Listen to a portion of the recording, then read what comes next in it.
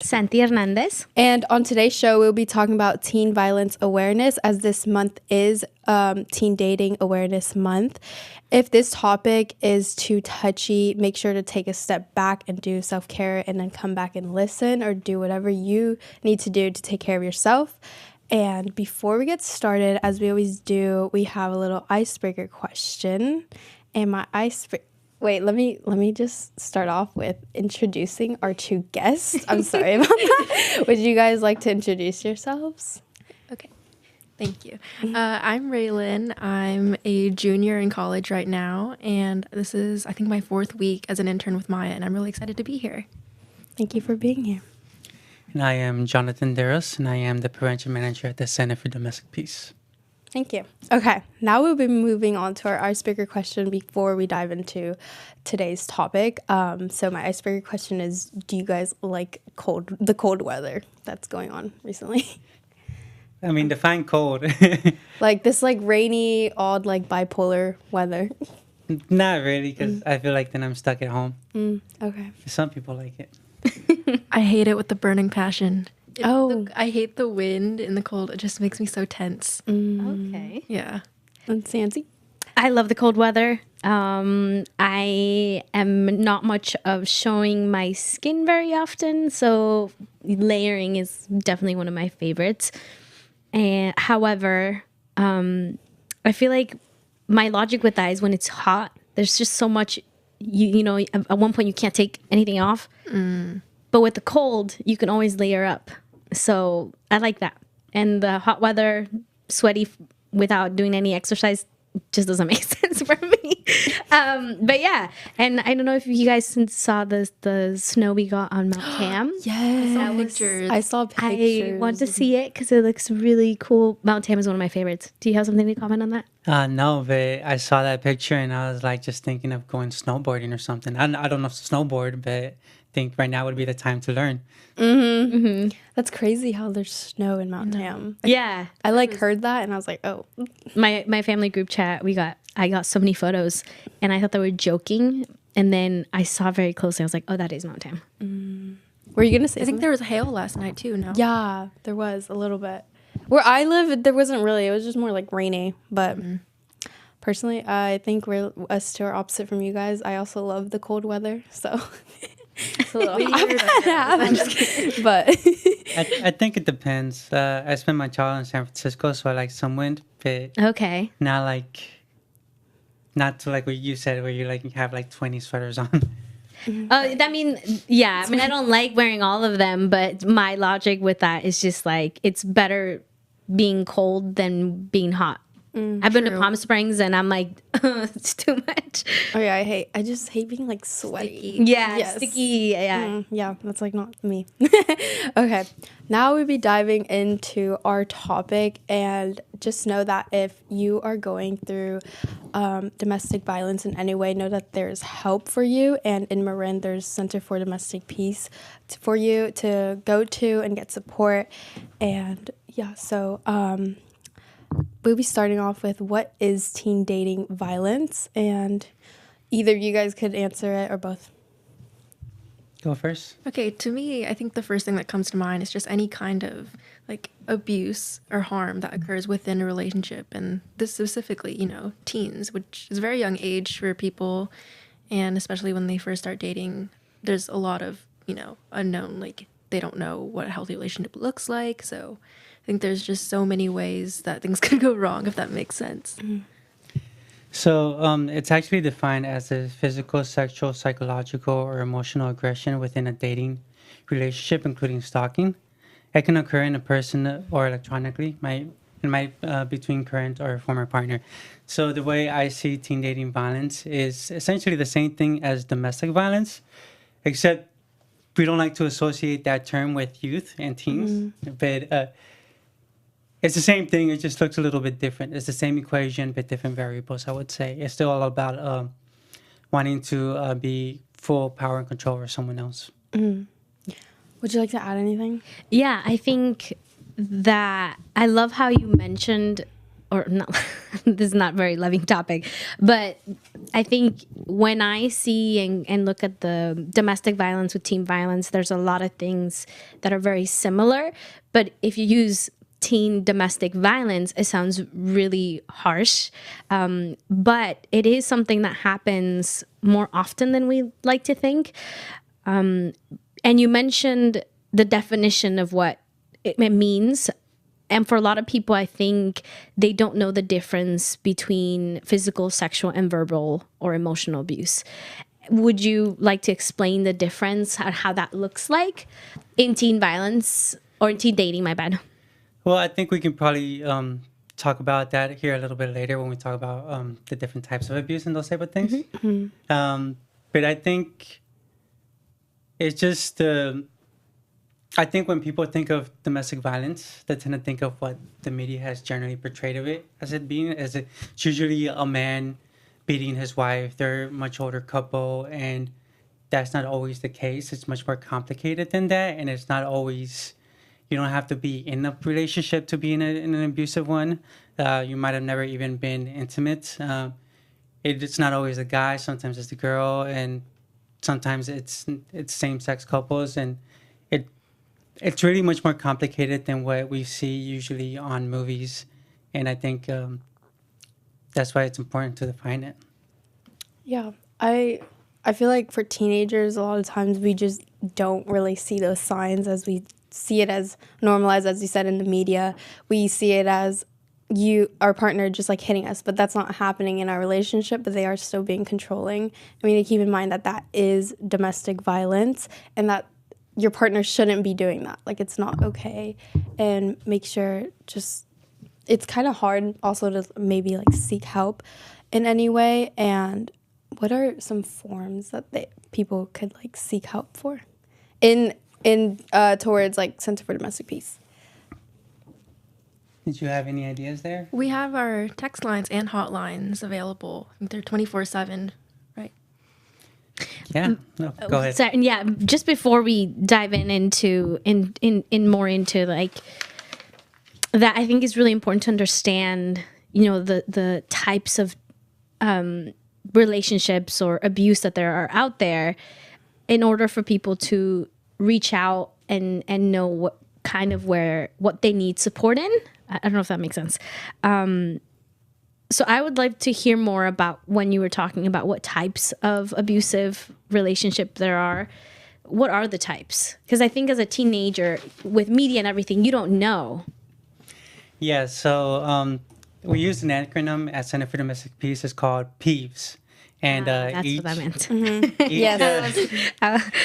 Each letter represents a specific category of abuse. Okay. This is oftentimes like an umbrella term. It's not all of them, but usually, any type of abuse can generally fall under one of them. And PEEVS stands for physical, emotional, economical, verbal, spiritual, sexual, stalking, and strangulation. And that also includes different forms of digital abuse. As well, there's many. When we think of domestic violence or teen dating abuse, we only tend to think of physical.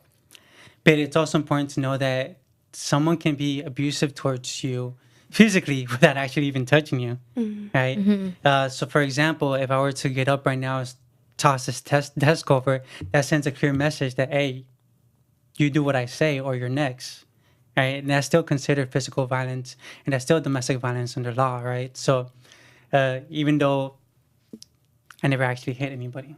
Mm-hmm.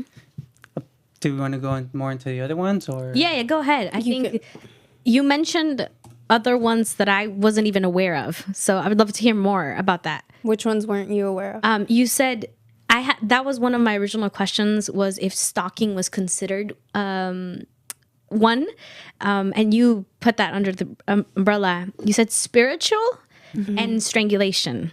So I haven't never correlated that, which shows how the information is not fully out there for us. Yeah, piggybacking on that before I answer your question is most people, the highest people who are at the highest risk of falling into victims of domestic violence are actually girls from the ages of 16 to 24. And oftentimes that's because they don't know the signs. And even though they're in an abusive relationship, even if it's a violent domestic violence case, they don't consider themselves as victims of domestic violence, right?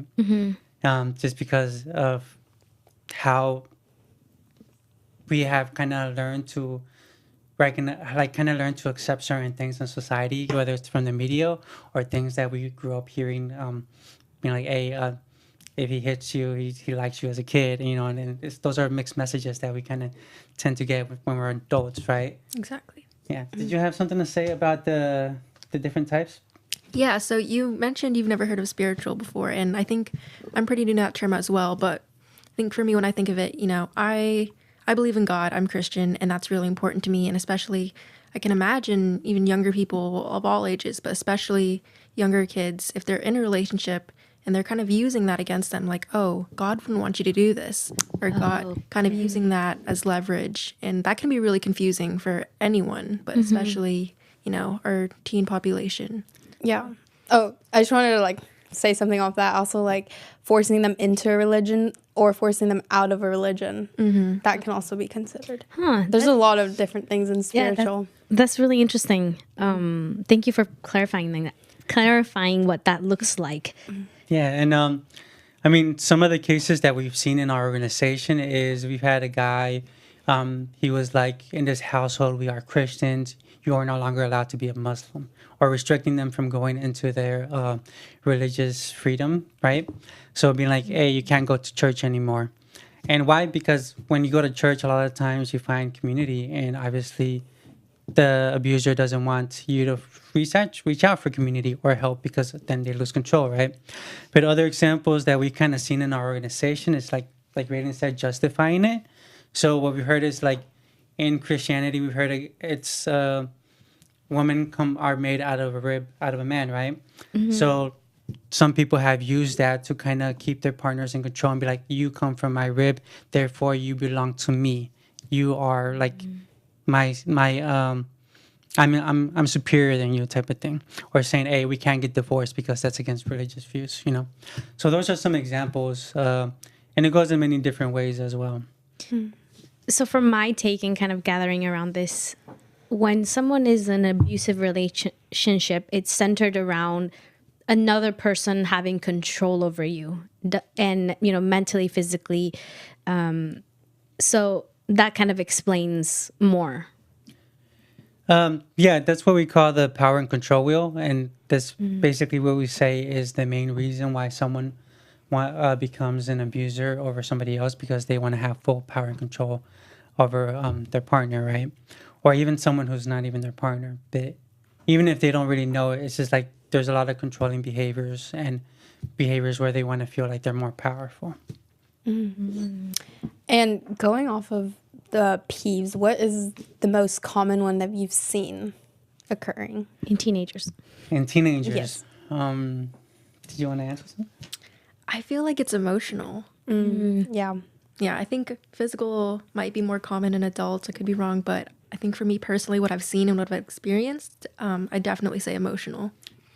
I think it's digital.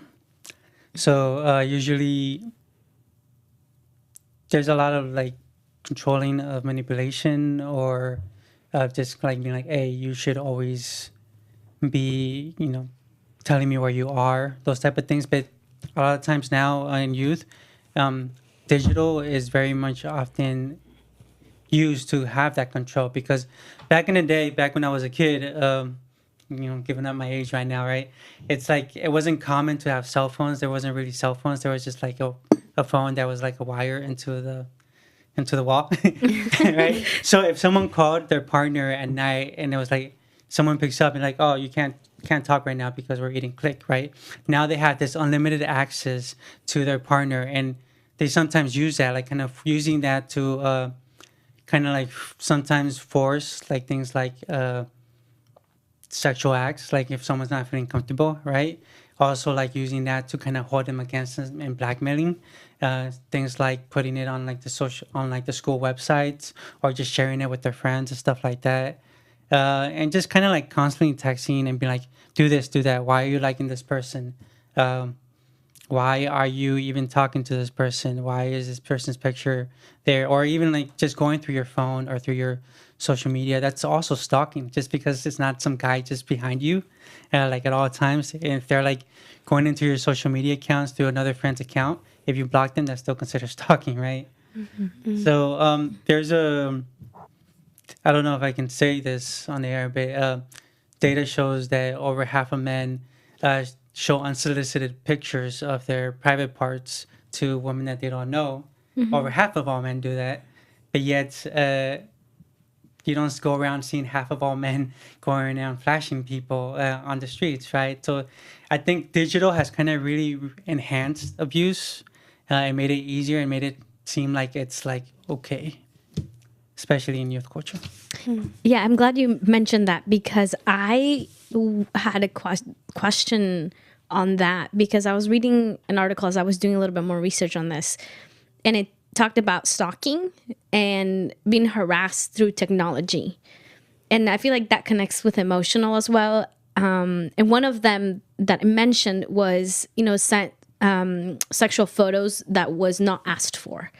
And personally, from my experience, I get those a lot, like of guys, even women in my DMs. And you get the sense of feeling it's gross, it's disgusting, in my personal perspective.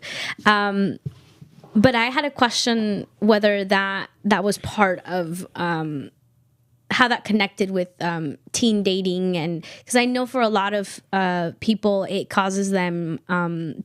It causes a lot of emotional things, and with technology as well, with social media, there's this thing where sometimes you don't necessarily ask for photos to be taken of you.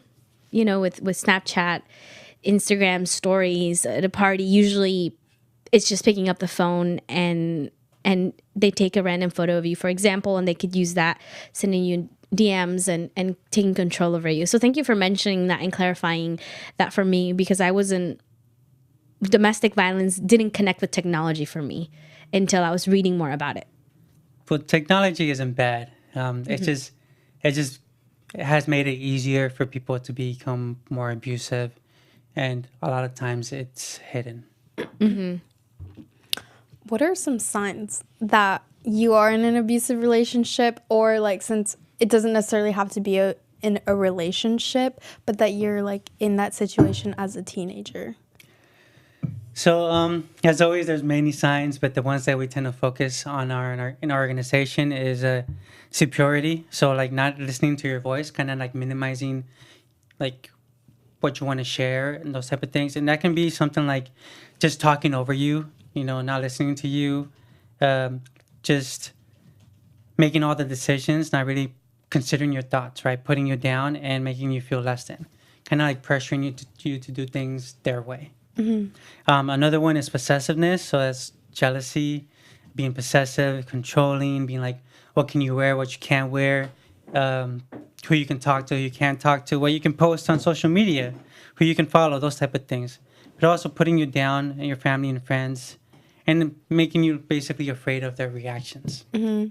Exactly. Yeah. Would you like to add anything, or how do you see it in teens now? I see it very similar to Jonathan's answer. I'd say lack of respect. I think that's a really big part. I mean, love is respect, in my perspective. And I think a lot of the times in these abusive relationships, it's respect. It's the root of all of it. Like thinking, kind of putting yourself on a pedestal, like, oh, we're doing this because I said so, and I'm always right, and nothing I can do is wrong. Yeah, it's just that power dynamic. I would say the same thing: respect and trust. I feel like trusting, because I've seen in a lot of relationships that I've seen from like friends, trust is a huge thing. And a lot of times in relationships, if you don't have that trust, then you're not going to build that bond. And then I see it lead towards dating violence in teenagers. I see it a lot, like it's normally what I've seen personally, like the guy saying, oh, you're not out with your friends, you're somewhere else, or like send me your location, or like those little things is what leads to like an even bigger problem or issue. And would you like to add anything? Yeah, I think it's really growing up when you're a teenager. It's the first time you're trying or figuring out what it means to be loved or having attention from someone that's not your family. And I think that can look very different and confusing at times. So for many, it may feel, oh, that they are doing the things that they're doing because they love me. And it's hard to look at the difference and take a step back and analyze, because truth is, as a teenager, you start feeling all of these emotions that you're unfamiliar, and it's that feeling of being wanted that feels good. So taking a step back is hard sometimes, and realizing, oh, but that doesn't look good and that's not good. So signs, I think, have been really hard, and personally in my friendships for sure, not necessarily like love relationships, but that was really hard for me to see when someone was taking control over me and I was allowing it. Now that I'm older, I can kind of go back and analyze what was going on. But in that moment, I remember feeling, oh, it's just that feeling of being wanted. And now the signs were harder for me to take a look at. And I just want to clarify, I meant to say this earlier, that domestic violence or dating violence in general does not like discriminate towards anyone. This can happen to anyone. It's not a specific race, a specific gender. And just know that there are help around here. And I just want you guys, if you're able to mention like general organizations, I'm not sure if Center for Domestic Peace is the only organization in Marin that can help teenagers. I'm not sure if you know of any others that you can say. So, Center for Domestic Peace is the only domestic violence agency in Marin County, and we've been around since the 1970s. But the great thing is we have a Marin Community Coordinated Response, Marin CCCR, where basically a lot of organizations, it's law enforcement from different departments, it's hospitals, it's schools and different organizations. We all get together about once every 6 months, and we have a kind of a community response system for anybody who could be a victim of DV at whatever section there is. Like if you go into the hospitals at like Kaiser, you'll see like posters of our programs. Like the law enforcement have like these little cards to kind of contact us if they see like DV and those type of things as well. So can you repeat the question again? How can others receive help in Marin? The Center for Domestic Peace or other organizations in Marin? How can they seek help? Well, I mean, they can go to law enforcement. They can talk to resources through their schools, like maybe a school counselor or teacher. A lot of the time, a lot of schools in Marin County have some of our resources on site, like in the wellness centers or something like that. Or they can just do a quick Google search at www.centerfordomesticpeace.org. They can call our hotline, which is confidential. It's 415-924-6616. Or they can text our text line at 415-526-2557, Monday through Friday, 9 a.m. to 5 p.m. And this is anonymous, so anyone could just send a message, and we won't ask you for your information unless you're looking for like specific services, like you're trying to get therapy. At that point, anything that you share with us becomes confidential and we're not allowed to share it. What type of resources will they be calling for? I think that's important. What is, especially for Center for Domestic Peace, I know the work that you guys are doing, even with Maya. What are resources that you guys provide? So we have a lot of different resources. Mm-hmm. When we first started the organization, it started off as a hotline. It's definitely grown. We have shelters. We have apartment complexes, which are transitional housing here in San Rafael. We have family therapy, individual therapy. We have a mobile clinic that goes to kind of hard to reach places, like West Marin and other areas as well. We got a legal team. They're not lawyers, but they have been experts in this field for a long time. They've been doing this for like 20 plus years here in Marin. We have all our youth programs, which I'll go into more a little bit later. And we have our Mankind, Womankind program, which is for people who want to stop their abuse. And those who actually go through the entire program, they're about 80% likely not to be abusive again afterwards. Oh, okay. So the abuser could also go and seek for help. Yes, the abuser can also go to seek for help. Sometimes it can be domestic violence from like from each other too. Okay. But yeah, they can go there to kind of stop their violence as well. I think the abuser part of the organization is a great part of the program because it shows that if you are an abuser, it doesn't mean that you stay an abuser. There's help, and it's not going to stay that way, which I'm really happy. I remember you mentioned that like a few classes ago when we had, and now this is kind of like a similar question towards like more towards Raylan and Santi. In high schools, have you seen, because you mentioned you have partnered with some high school like counselors and stuff, have you seen counselors necessarily like giving that type of support to students? Because personally, I don't think I've ever seen that with counselors, or I've gone to 2 different high schools and I didn't see that at either one. Do you want to go first? Sure. I don't think so. I don't think I've seen it either now that I think about it, which sucks. Yeah, that's what I was thinking too. When I think about counselors, I think more about academic counselors, which I never really thought that was a resource that I could go into, talk to my counselor about if this is happening to me. and I think it's super important to have in high schools, especially kind of like mentioning what I mentioned before. It's you don't know the signs. It's hard for you to identify those signs as a teenager because you're going through a lot of stuff. So I think that's important. And I love how Center for Domestic Peace has Maya because I think it's empowering for the youth to be involved and aware of what's happening in order for you to take that and share that with your peers. Yeah, and especially you guys have also a champion for Men's Zone, I think it's called. So we have 3 youth programs. We have our college interns, which of course is Raylan. We had herself. And we have Run Against Youth Abuse, which we call as Maya, and that's been around for quite a while now. That's essentially for anybody who's 13 to 24 years old. College interns fall under Maya, and so does our Champion Men's Zone program. But Maya is you learn to be like a healthy relationship advocate. We meet twice a month, usually the 2nd and 4th Wednesday.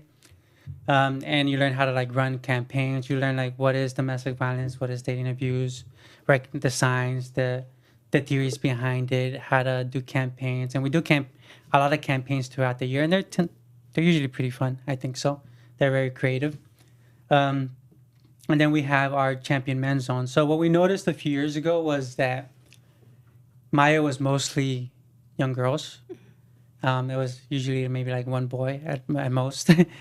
So we really created this program that takes out like a half of Maya and then includes another half of masculinity. And we started that program called the Champion Men's Zone in 2019, and we launched it in the fall. And we did a really great job launching it. We went to a school in Novato, and we thought we weren't going to get anybody. Maybe we're like, we'll be happy if we get 5. And we ended up getting 33 young men signed up that day. Now we have, this year we expanded. This past semester, like in the fall, we expanded to other schools. So now we're at San Rafael High School. We got a group in Tamalpais High. There's other schools that want us to start there, like Davidson Middle School want us to go there. But we do, like, we're working on doing some events. We're collaborating with like the Marin City Teen Center. We might be starting a group at the Martin Luther King Jr. Academy right across from there. Novato Unified School District had also asked us to do some groups. So there's a lot of interest in these groups. That you mentioned how Maya, first, that sounds like a really good program. I'm so happy that you guys, again, are doing so much for specifically awareness and letting everybody know and inform what a good, healthy relationship looks like versus, what it isn't. But you mentioned how Maya only received a lot of, young teenagers, girls. when we think of domestic violence, I know that usually we think of the abuser always being the guy. Like, it's just, I think, again, media, society over, generations, that's kind of how it's been looking like. I recently had a person I knew who seemed to be in a happy relationship, and he never spoke about anything ever about what was going on. And you just, from an outsider, you would think, oh, he's very happy. When he broke up with his girlfriend, he went on social media, months after they had broken up, and opened up about what had happened and how it made him, what happened to him made him feel less of a man. And he didn't want to share it because it's embarrassing because he's a guy. But I do want to put that on the table here, because men, girl or boy, you're going to feel that if it happens to you. It's not necessarily just for women, just for men. It can go either way. And if you're someone who is going through that, definitely contact Center for Domestic Peace, because it can happen to men. Do you want to add something? Yeah, so as Kimberly said earlier, domestic violence does not discriminate. You can go to anybody. There's often this victim blaming and stigma, and being like, hey, if it was that bad, you wouldn't have let it happen. Or you must like it, or you would have said something. And it's just this like structure in our society where we kind of say, hey, we kind of like don't allow ourselves to get involved, because we tend to think that it's a personal issue. And I would argue that if the majority of our society is experiencing it, because it was 1 in 3 women before the pandemic in the United States were experiencing it, and 1 in 10 men. And during the pandemic, it actually like doubled. So it was over like 50% of women were experiencing it, and like 20-something% of men during the pandemic. And I don't think that's a personal problem. I think that's a social problem, right? And there's a lot of stigma, especially, and I was gonna say especially with men, because you're supposed to be like masculine and tough. You're not supposed to let women control you or anybody control you. But the reality is there's a lot of stigma with everybody, But it is 1 in 3 women experience it, and 1 in 10 men in the United States, and that was before pandemic levels. Here in Marin, about 7% of our calls are men, right? And it's not just in heterosexual couples; it's also in any type of community. It's in everything. It sometimes it's the woman being abusive. A lot of times the guys don't think they're being abused because they're not being physically hit, type of thing. And if you do get physically hit, like if you get slapped, you're like just supposed to take it, right? In the Latino culture, we have la chancla. Right? And I'm like, hey, we laugh and we think it's funny because we see it, but it's really like an abusive thing. She's picking up an item and like throwing it at you, right? I think, like you mentioned, different cultures, like it looks very different for everybody. And that's where getting informed is crucial, because at times it's from generation passed on to generation. My mom grew up in a very abusive home, but when she was growing up, she realized that it wasn't her mother's fault, but it was because that was how her mother was taught and raised, and so it came from that generation to that generation. She was the one who broke the cycle of not experiencing domestic violence. But it looks very different for every community out there, Latinos, not Latinos. So just making sure we know and are informed, even if we're not going through something like that, because someone we know might be going through that. So having that is really important.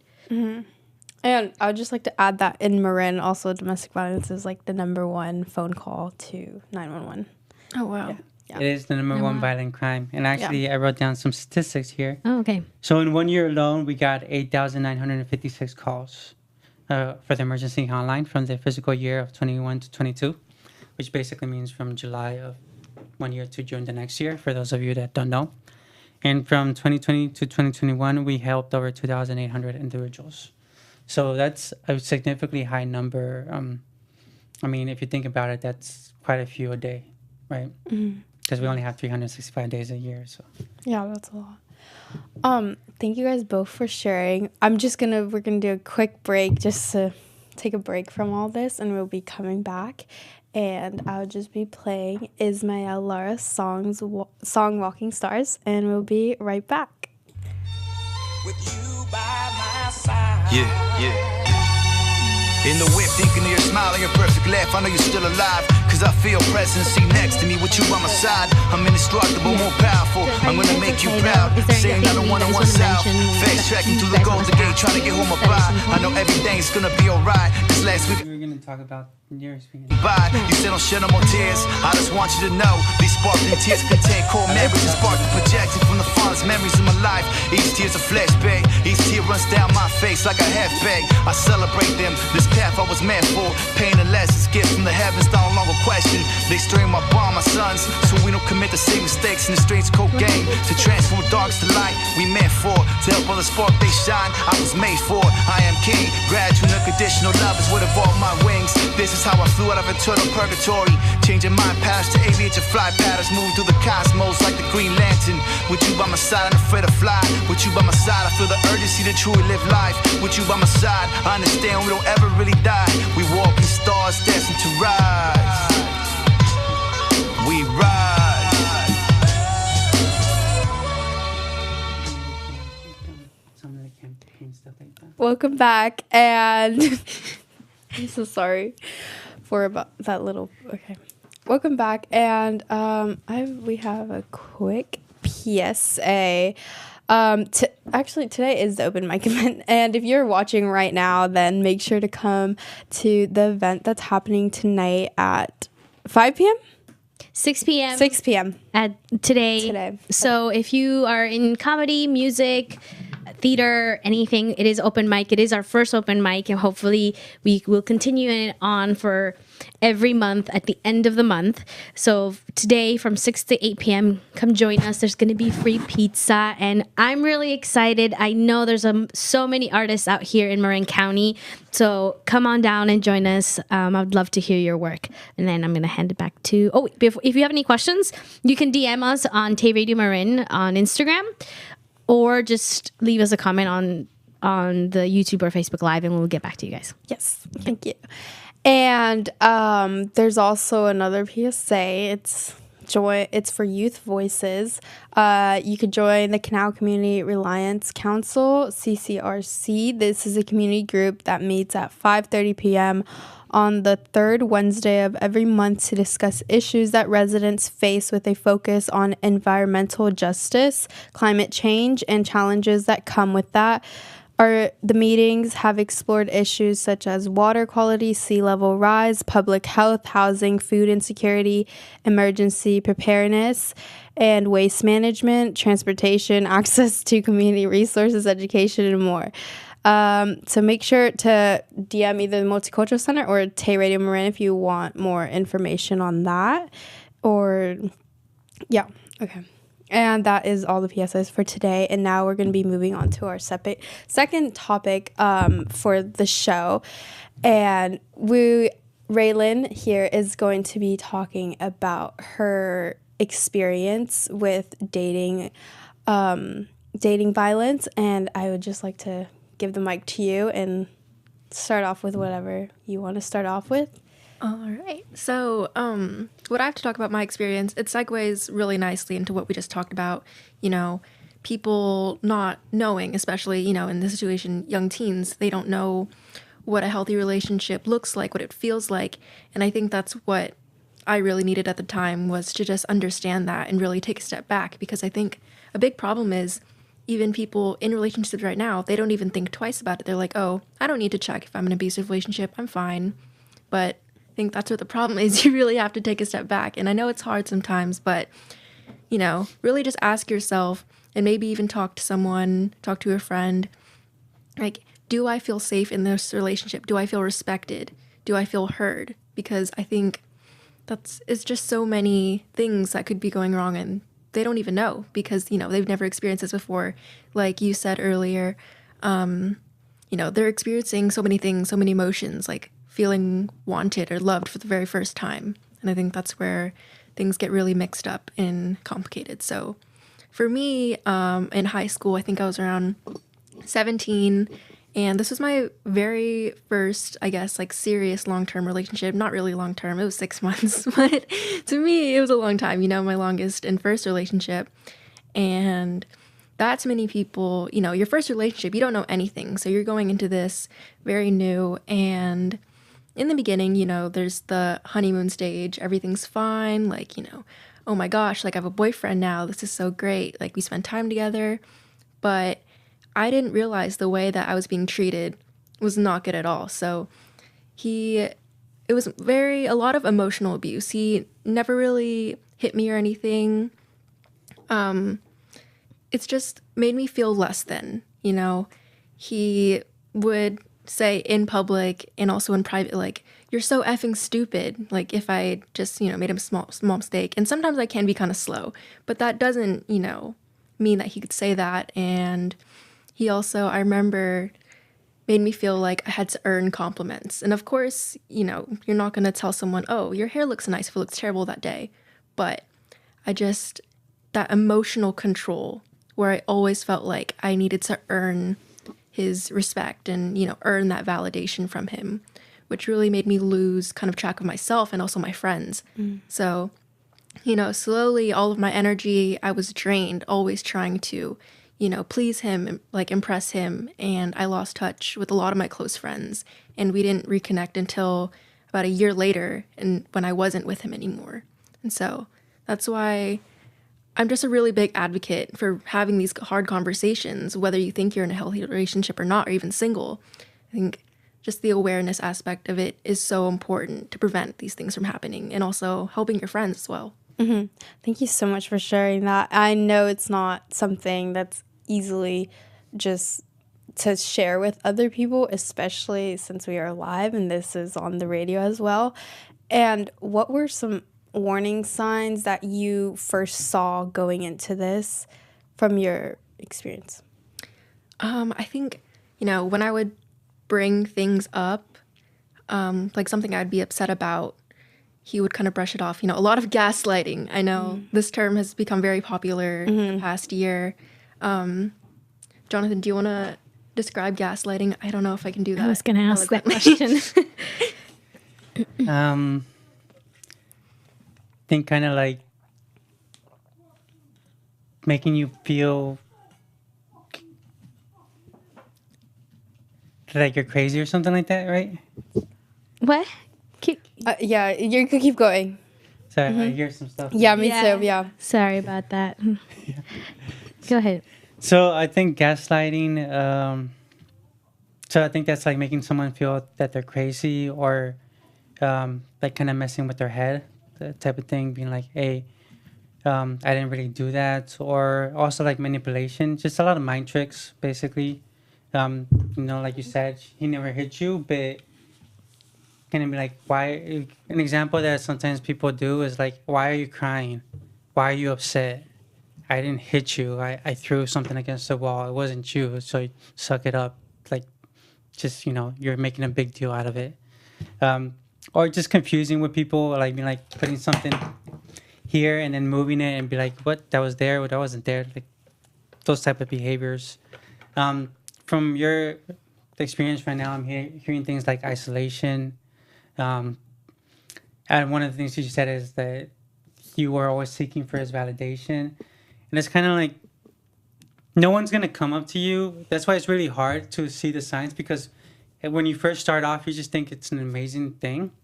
And no one's going to come up to you and be like, I'm better than you. You're nothing, Not really, but you have to kind of pay attention to some of the subconscious, subtle things that they say and kind of interpret it to like, hey, is this an abusive relationship or not?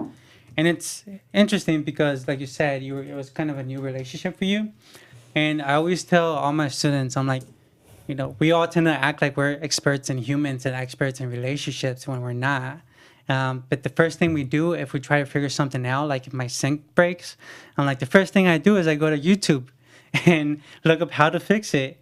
But never once did I do that for my relationships. I'd be like, Google, is this an abusive relationship or what? Or is this a healthy relationship? I just kind of assumed that I knew it all, right? until much later that I started, until my wife was like, oh, what kind of, like, what's your love language quiz type of stuff. Which is really interesting because then you start learning more about who you are as a person as well as your attachment styles and things like that. Would you like to add anything? Yeah, I think this it was really hard for me to see signs. I think one of the biggest helps that I had was my best friend. She asked me once. There was a long time friendship that I had with a friend who had such a big interest in me, and I had like, no, I did not want to be with you. But over time, that friendship kind of grew into something very unhealthy. And one of the questions she asked me is, how is that helping you grow?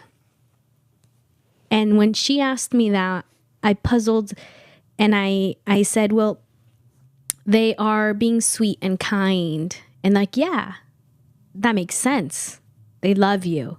They care about you. But what is it? How are those actions actually adding up to that love and kindness?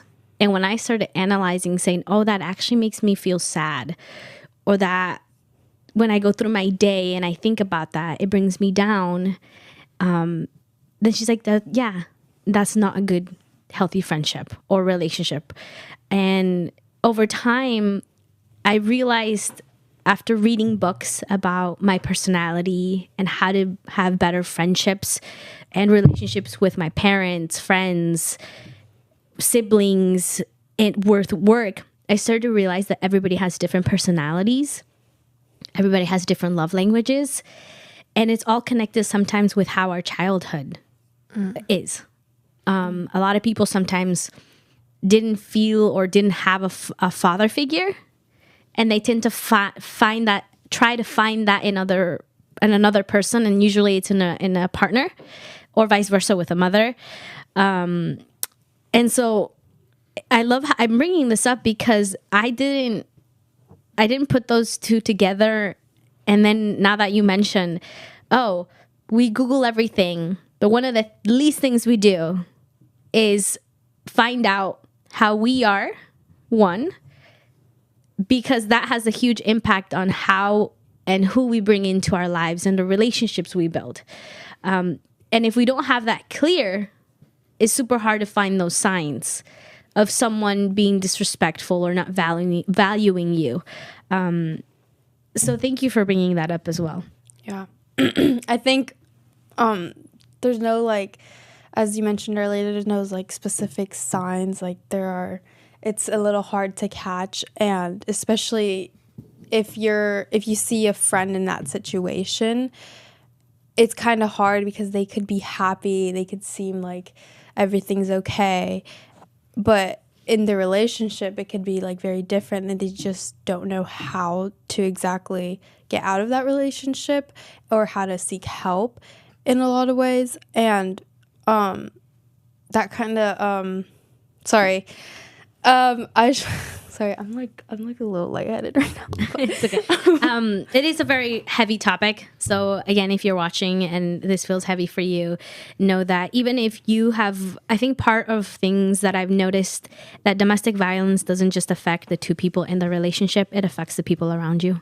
And that's something that we also leave aside. Yeah. I know for my mom, and she never experienced physical abuse and or any type of abuse in a relationship with my father, but she grew up around it, and that had a huge effect on her and her siblings.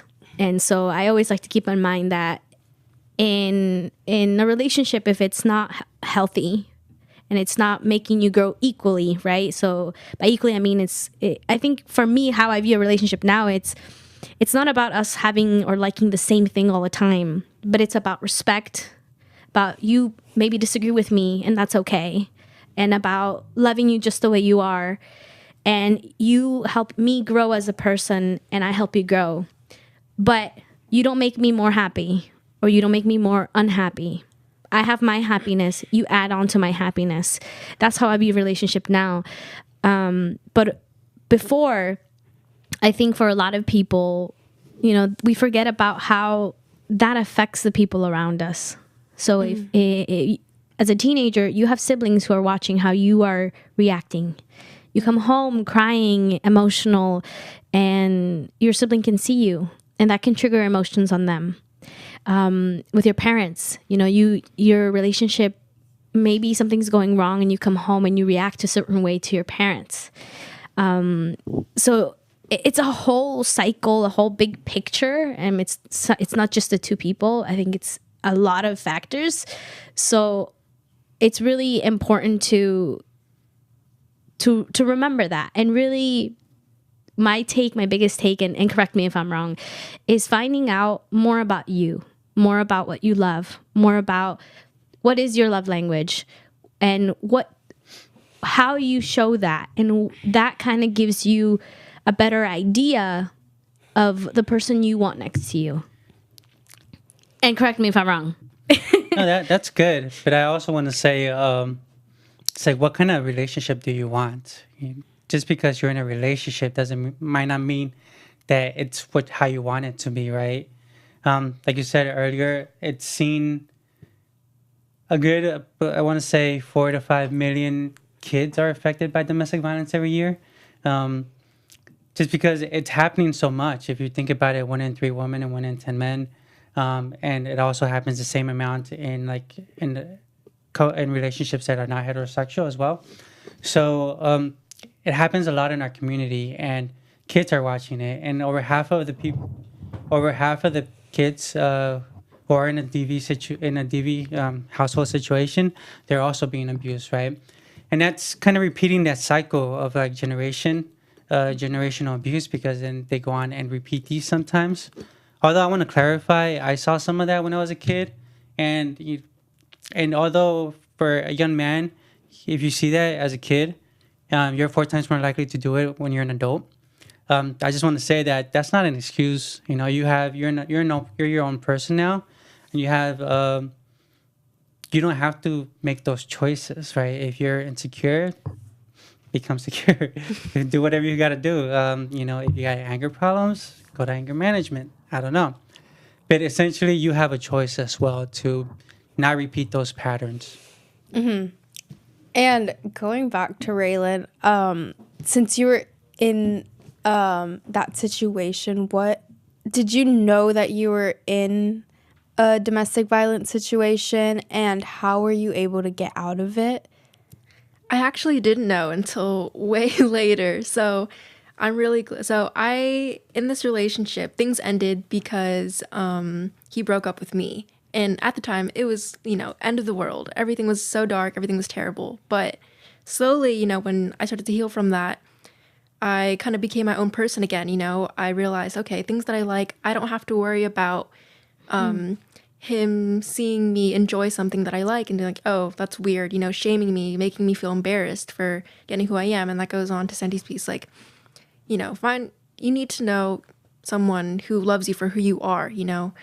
It's, again, like, all about knowing yourself. And I think I didn't know myself at the time. So after that breakup, I was really finding myself a lot, reconnecting with my friends and talking about it.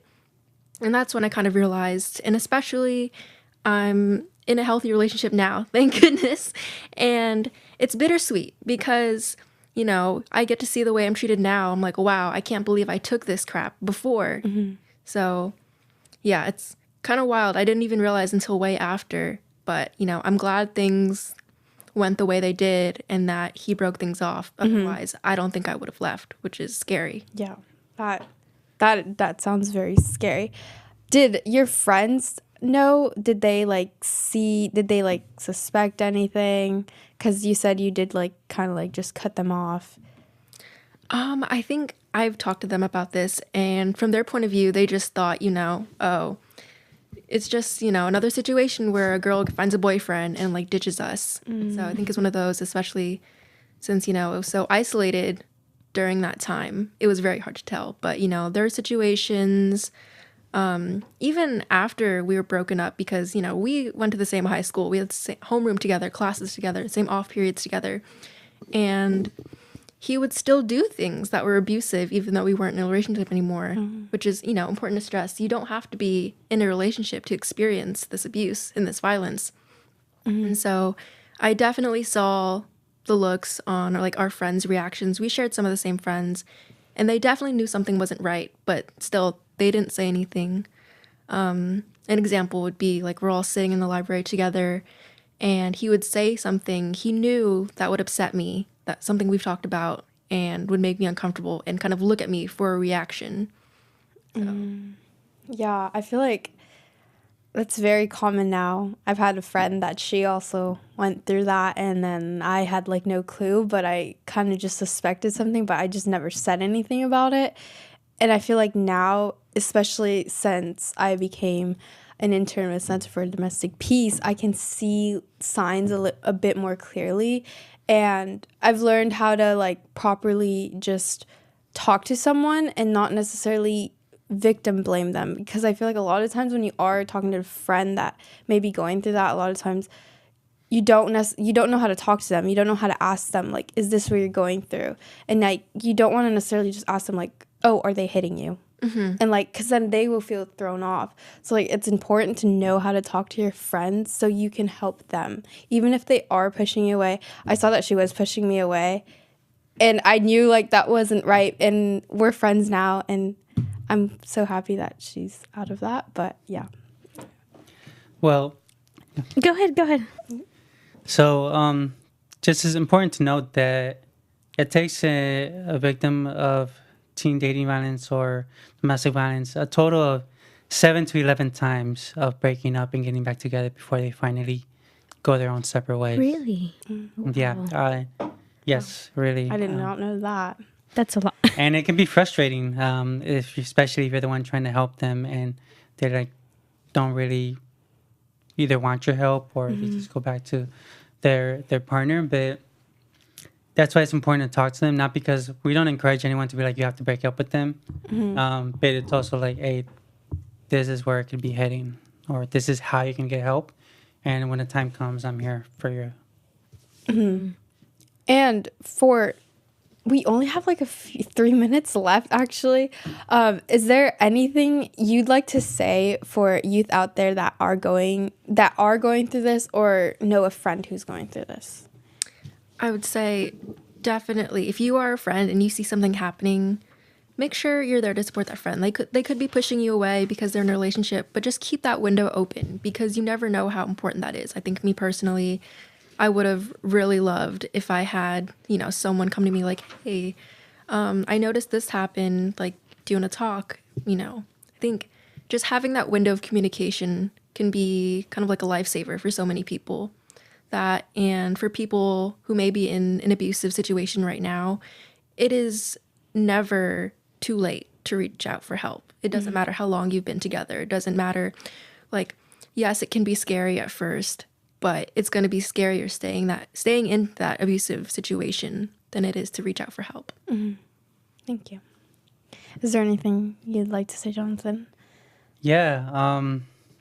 Violence only thrives in silence. And so speak up about it, right? Raise awareness, talk about it in the community. It's happening so much, but it's one of those things that you don't see anywhere. It's Marin County's #1 violent crime.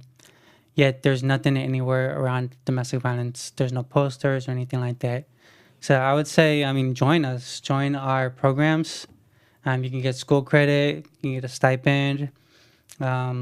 Volunteer hours, good for college resumes and for your professional employment stuff.